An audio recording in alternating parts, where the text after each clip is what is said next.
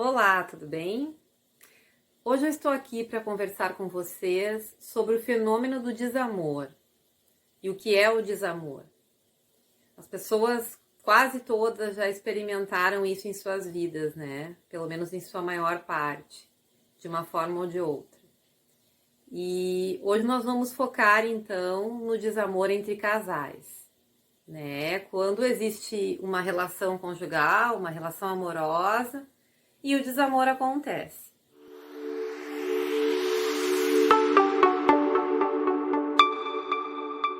Então, o que é o desamor?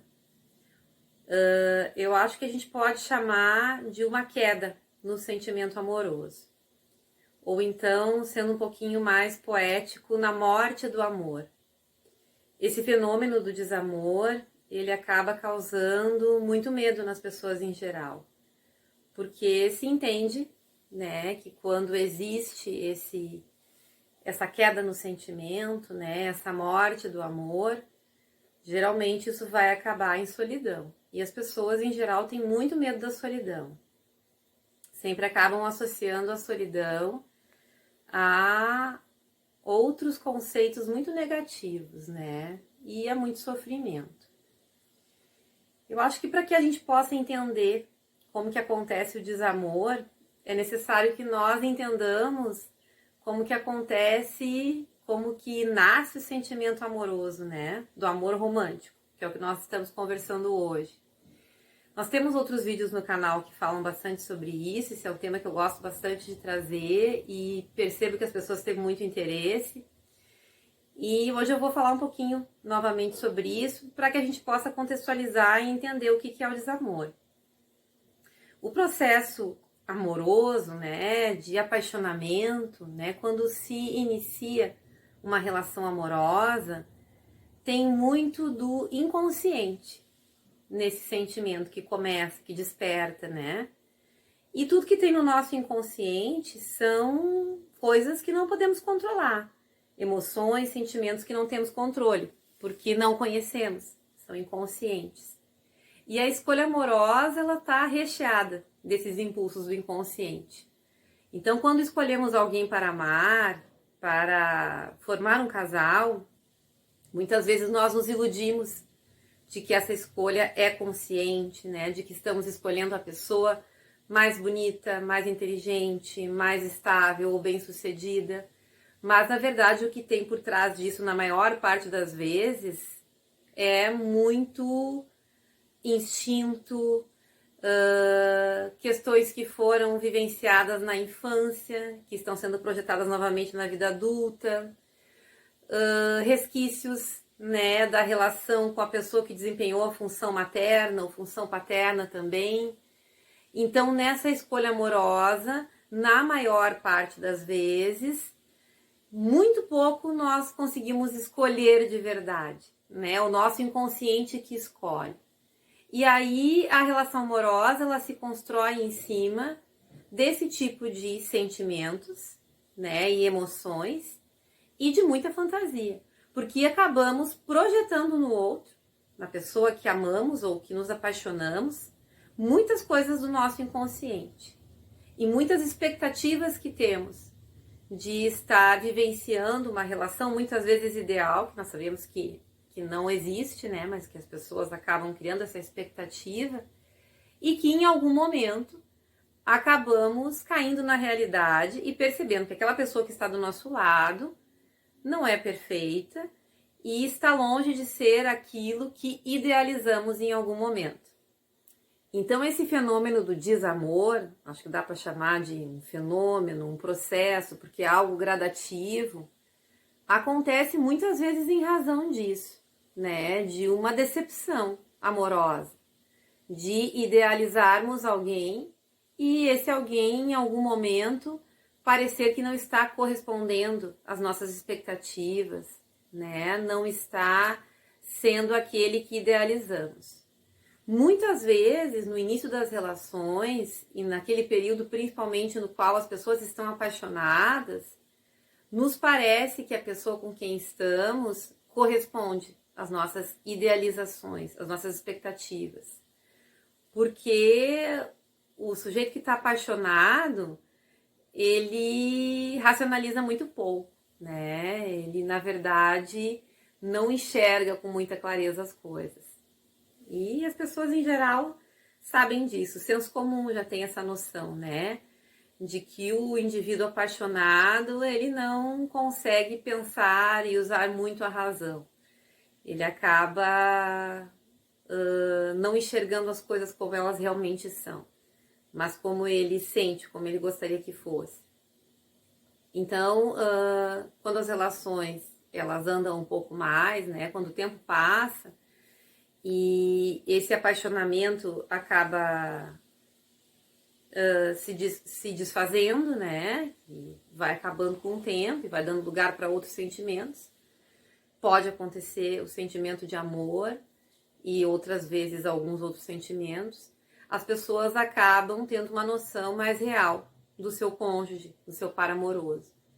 E muitas vezes aí acontece, então, o desamor, que é a queda da figura daquela pessoa, né? As pessoas tinham o seu par amoroso em alta conta e é como se estivessem assistindo essa pessoa em queda livre, né? E é muito triste para ambas as partes. Principalmente, claro, para a pessoa que é comunicada do fim do amor, porque geralmente isso não acontece ao mesmo tempo para ambas as partes. Então, uma pessoa começa a sentir esse desamor pelo seu par amoroso e a outra pessoa, outra parte do casal, fica sabendo disso, né? E não tem muito o que fazer. Mas é triste, desconfortável para ambas as partes. Porque quando amamos alguém durante um bom tempo e mantemos uma relação amorosa, de intimidade, de amor, de um vínculo muito próximo, é muito triste, causa um vazio muito grande deixar de amar aquela outra pessoa. Porque as pessoas, quando elas fazem parte de um casal, elas também criam a sua identidade própria em cima do seu papel dentro do casal. Então é muito difícil e acaba sendo como se fosse um luto o rompimento amoroso. Mesmo para quem não ama mais. Porque mesmo não amando mais o outro, aquela pessoa sente o fim da relação. Ela sente a lacuna que fica quando existe um rompimento amoroso, né? Quando não se encontra mais no outro aquilo que se encontrava antes e que dava aquela sensação de completude, de pertença e dos outros sentimentos que vêm juntos com o amor. Bem, para aquele que é comunicado do fim do amor, geralmente os sentimentos que vêm à tona são bastante negativos, né? Na maior parte das vezes são sentimentos de raiva, de ódio, de injustiça, de impotência muitas vezes, né? De sentir que não podem fazer nada para resgatar aquela relação que se perdeu, para resgatar o sentimento amoroso do seu cônjuge, do seu par amoroso que não o ama mais. Até porque na maior parte das vezes também a outra parte do casal, aquela que deixou de amar, mesmo que queira, também não consegue recuperar o sentimento amoroso. Justamente porque tanto o amor e o apaixonamento quanto o desamor são processos muito mais do inconsciente do que do consciente. Então é muito difícil que as pessoas possam fazer muitas escolhas nesse sentido. É claro que quando estamos em relações tóxicas, em relações danosas, mesmo que exista um sentimento de amor que venha do inconsciente, nós precisamos lutar contra elas, né? Porque aí tem a questão do amor próprio falando mais alto e do cuidado consigo mesmo. Mas nas relações que não funcionam dessa forma, que não são danosas ou tóxicas, esse processo então de morte do amor, né, de finitude daquele sentimento amoroso, acaba acontecendo muitas vezes naturalmente e as duas partes não têm muito o que fazer contra isso. Só que muitas vezes os casais, mesmo percebendo essa mudança nos sentimentos, né, acabam optando por continuar juntos. justamente pelo medo do sofrimento do luto amoroso, da perda daquele par que durante muito tempo foi alguém muito importante em nossas vidas, né? Que durante muito tempo fez parte de nossas vidas de uma forma muito intensa. Então, o medo de ficar sozinho, né? De não pertencer mais a um casal, acaba muitas vezes impedindo que muitas pessoas rompam uma relação que já não faz mais sentido para elas. Tanto aquele que não ama mais, quanto aquele que percebe que não está mais sendo amado. E isso acaba muitas vezes se prolongando durante toda uma vida, pelo temor. Algumas pessoas, quando vivem esse rompimento, né, elas tentam logo suplementar essa sensação de perda com outras relações, muito rapidamente. Ou se ocupando de outras coisas, mergulhando no trabalho, fazendo uma viagem, para evitar justamente essa dor do luto, né? Mas é uma dor que não deve ser evitada, que deve ser vivenciada, assim como qualquer luto, né? Se recomenda que ele seja sentido, vivenciado no momento certo, no momento em que acontece, e não deixado para depois, porque aí muitos danos podem acontecer, né? Aquele sentimento fica dentro do sujeito e pode acabar minando vários outros setores da sua vida pelo fato de ele não ter vivido o luto que precisou viver no momento que tinha que viver. E como que as pessoas costumam perceber o desamor, esse processo do desamor? Existem pesquisas que falam sobre isso, né? De entrevistas com casais e de como que eles entendem que é o desamor e quais seriam os sintomas. Então as pessoas falam muito da indiferença, da falta de diálogo, da falta de atenção, falta de carinho físico e também afeto nas palavras, da falta do cuidado, de não olhar para o outro.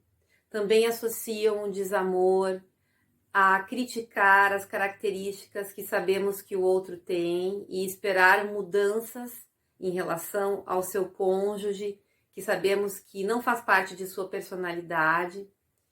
Então, esses conceitos são associados principalmente, preferencialmente, a esse fenômeno do desamor.